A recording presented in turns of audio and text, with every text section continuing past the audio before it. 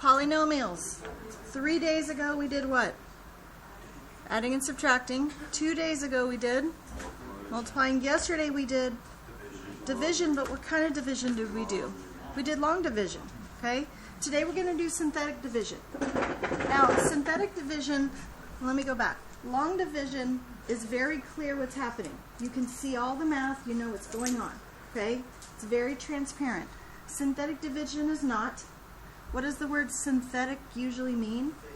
Fake or man-made, right? Something that's created. Synthetic division is not always as easy to tell what's happening. In fact, we have to convert it from math to something. We get an answer and turn that answer back to math. Okay? So, the first thing we draw usually is the vinculum, but this time we draw upside down. And it's 2 rows instead of just 1. Okay? Then we have to figure out what we're dividing by. Well, what we're dividing by in this problem happens to be 1. Where do you think that came from? X minus 1, right? So why did I put 1 and not minus 1? Well, what would happen if I set this equal to 0 and solved for x? You add 1 to both sides. Wouldn't x equal 1? So do you see how I got that 1 on the outside? Okay. Now, what has to go on the inside? Remember, I'm not dealing with any variables at all here. Remember I told you how to translate it into something different? The something different is only coefficients. Do you remember we've done something like this, similar to this before? Remember when we took a system of equations and made a matrix? Do you remember that? We didn't look at the variables at all, did we? We only looked at the coefficients. It's kind of what we're doing here. Okay? So what do you think is going to go on the inside of this? X squared. 1, 5, negative 1. See how I'm just dealing with the coefficients like we did when we did a matrix? Does that make sense? Okay, so you guys are going to get pretty fast at this pretty quick. Okay, I have to force myself to go slow. Okay, I'm going to force myself to go slow by using 2 different colors, so I have to switch back and forth to force myself to slow down. Okay, are you ready? I'm ready. Okay. Here's the pattern of what we do. The very first thing we do, no matter what number that is, I bring it down and I write it. Whatever it is, you just bring it down. Okay? Then we take this number and we multiply them. What is 1 times 1? I write it right there. And then I add those 2 numbers. 2. Wait, which one? 5 plus 1. 6. And then I start over. I multiply those 2 numbers. 6. I write it right there. And then I add those 2 numbers. 5.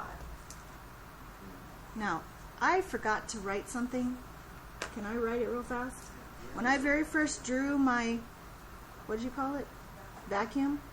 Because vinculum is the other way, so this is a vacuum. Is that what you want? Okay. So when I first drew this and I first filled in my numbers up here, at the underneath this number right here, what I should have drawn is a box.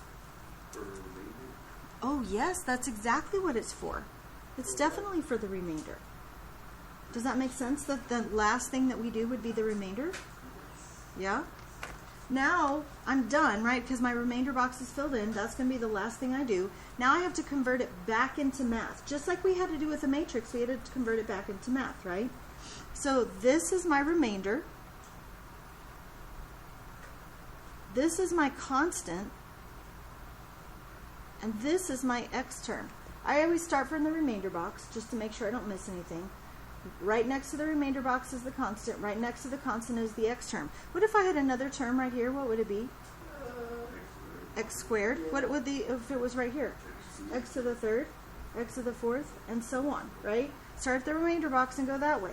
Don't start here and go that way because you're going to miss something. I don't want you to miss anything. Does everybody understand? So now that I know what everything is, now I can convert it back into my answer. 1x plus 6 plus 5 over what I was originally dividing by.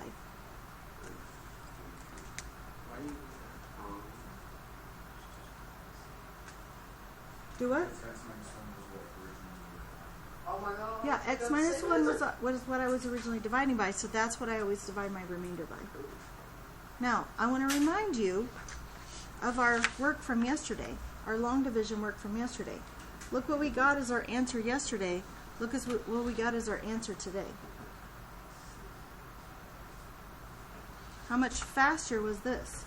Okay, probably like 5 minutes faster. You think 5 minutes faster? Okay, awesome. Let's do this one then. 3x to the third plus 5x squared minus 11x plus 3 divided by x plus 3.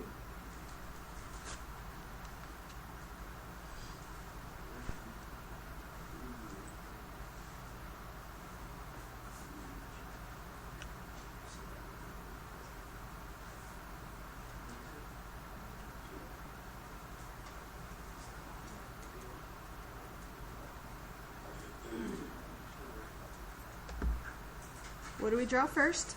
Upside down. Okay. The vacuum, okay. What goes outside the vacuum? 3. -3. Negative 3. Now, here's the deal. What, you know what they said earlier? Like last period, they were like, oh, so it's just the opposite. Oh, is it? No. If it says x minus 1, am I putting 1? Yes. If it says x plus 3, am I putting negative 3? Yes, does that always work? No, it does not. Because what if this said 2x plus 3? Then I'd have to set it equal to 0 and solve it, right? But if this isn't a 2, if this is just a 1, if this is anything, I would have to solve it. But if it's just a 1, can I think of it as the opposite? Yes. You okay with that? Okay, so what goes inside the vacuum? 3, 5, 3, 2, 1. Okay, negative 11, 3. Right? And it does. That's a very good question. It does matter what order you put them in. I have to do just like I did yesterday, is I have to put all of the coefficients, making sure they're all represented, right? I started with the 3, so I have to have a 2, I have to have a 1, and I have to have a constant. Now, what goes underneath the last number? A box, right? And what's that box for? My remainder, okay? So, is it okay if I go a little faster this time? Oh yeah. If I get going too fast, you slow me down. What do I do first? Drop it down. Drop it down. 3. 3. Multiply. Write it here. Add. 5 and negative 9. Negative 4. Start over. Multiply. Write it right here. Add. What do you get? 1. Start over. Multiply. Write it right here. Negative 3. Add. 0. Negative 3 times positive 1. What's this? The remainder. So that means It evens out. it's even, right? It's evenly divisible. Okay. So this is my remainder. What's this? The constant. What's this? X. What's this? X squared. So what is my answer? 3x squared plus 4. Minus 4x. Good. You messed up, but you've corrected yourself, right? That's important. That's it. We're gonna kind of do 2 more. Kinda. Did you get this one all written down? Did I move it too fast? Okay. I will wait. I'll wait. It's okay.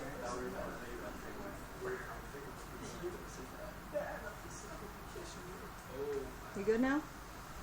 Everybody good now? Okay. This is the one we're gonna do next.